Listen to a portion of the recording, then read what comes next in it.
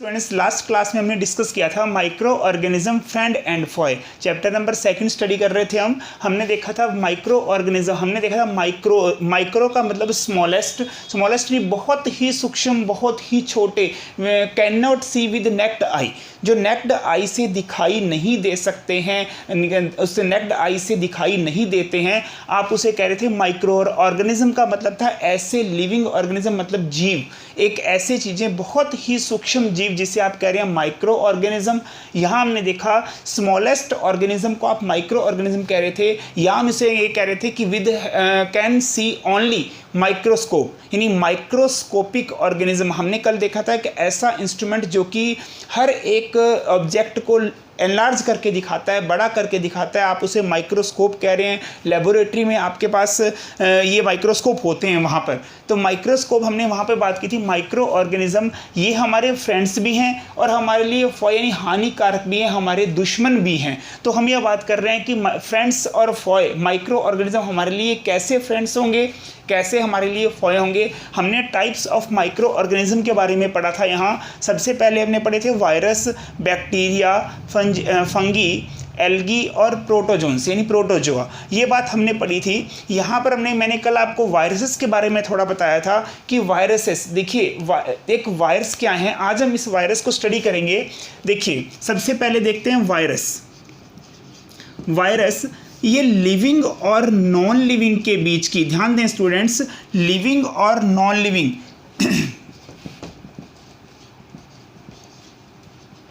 Living और non living के बीच की एक कनेक्टिव लिंक है। ये कनेक्टिव लिंक, देखिए कनेक्टिव लिंक का मतलब क्या होता है, यहाँ देखते हैं कि सबसे पहले यदि जिसके अंदर दो चीज़ों के कैरेक्टर्स पाए जाएं, आप इन्हें कनेक्टिव लिंक कहते हैं। कनेक्टिव लिंक का मतलब क्या है, जिसके अंदर दो ग्रुप के, कोई बड़े बड़े दो ग्रुप हैं, दो ग्रुप के कैरेक्टर्स, दोनों के कैरेक्टर्स पाए जाते हैं, तो इसे आप कहते हैं कनेक्टिव लिंक। अब लिविंग और नॉन लिविंग के बीच का कनेक्टिव लिंक मतलब क्या है, जो वायरसेस, मैंने आपको कल कोरोना वायरस के बारे में बताया था, ये कोरोना वायरस बढ़ता, देखिए कब बढ़ता है, अगर आप वायरस, पहले हम नॉर्मल वायरस की बात करें, वायरस लिविंग और नॉन लिविंग, जब तक वायरस बॉडी से बाहर होता है, जब तक किसी सरफेस पर होता है वायरस, जब किसी एनवायरनमेंट के अंदर होता है, किसी भी गैस के अंदर होता है, तो यानी जब तक नॉन लिविंग थिंग के अंदर बाहर है, तब तक तो ये वायरस किसका काम करेगा, नॉन लिविंग थिंग का काम करेगा।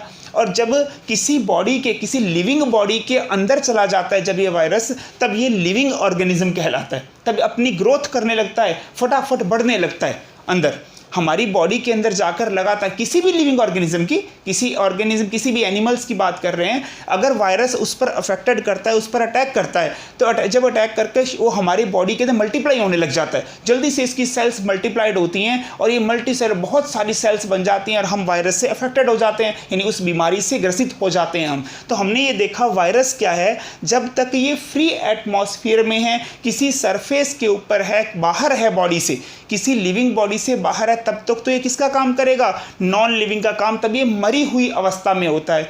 अगर with the help of air, with the help of water, with the help of touch, किसी भी सहायता से जब ये हमारे अंदर एंटर कर जाता है, किसी लिविंग बॉडी के अंदर एंटर कर जाता है, तब ये मल्टीप्लाई होने लगता है, तब लगातार बढ़ने लगता है। अगर ये बढ़ता है तो इसका मतलब कौन सा कैरेक्टर आ गया इसका, लिविंग। अब ये इसके यानी कहने का मतलब ये हुआ कि वायरस के अंदर लिविंग और नॉन लिविंग बहुत कैरेक्टर्स प्रेजेंट होते हैं, दोनों के दोनों कैरेक्टर प्रेजेंट होते हैं। इसी कारण इसे कहते हैं कनेक्टिव लिंक, इसे कनेक्टिव लिंक कहा जाता है। देखिए कनेक्टिव लिंक मतलब क्या हुआ, जिसके अंदर दोनों के कैरेक्टर्स पाए जाएं, इन्हें आप कहते हैं कनेक्टिव लिंक। देखिए वायरसेस बहुत सारे टाइप के होते हैं, ये वायरसेस बहुत टाइप के हैं, ये माइक्रोस्कोपिक ऑर्गेनिज्म हैं, ऐसे ऑर्गेनिज्म है ये माइक्रोस्कोपी। आज के ये वायरसेस मैक्सिममली वायरस क्या होते हैं, ये ह्यूमन के लिए हार्मफुल होते हैं, हमारे लिए हार्मफुल होते हैं, डिजीज़ करते हैं। देखिए बहुत सारे वायरस, देखिए पॉजिटिव वायरस नहीं है हमारे पास कोई भी, लेकिन सारे के सारे वायरस नेगेटिव नहीं होते, यानी डिजीज़ नहीं करते। लेकिन बहुत सारे वायरस, इनकी क्वालिटीज़ बहुत सारी ऐसी हैं, इनके ग्रुप बहुत सारे ऐसे हैं हमारे पास कि जो हमें डिजीज़ करते हैं। इसका सबसे कॉमन जो फैक्टर है वायरस से होने वाली, वो है आप एक रियो वायरस। देखिए रियो वायरस सबसे कॉमन बीमारी है होने वाली, इसे आप कहते हैं कॉमन कोल्ड। यानी नॉर्मल जब सर्दी के अंदर आपको जुकाम होता है तो ये किसके कारण है, ये रियो वायरस के कारण है।